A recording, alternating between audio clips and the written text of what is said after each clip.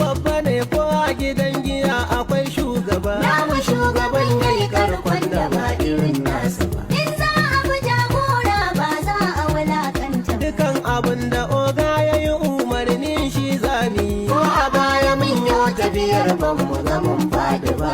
Abin da oga yayi umarni shi zami. Kayo dubin salati ga abin yabo kai al'ambiya Shugaba madafar bayi Rasulullahi.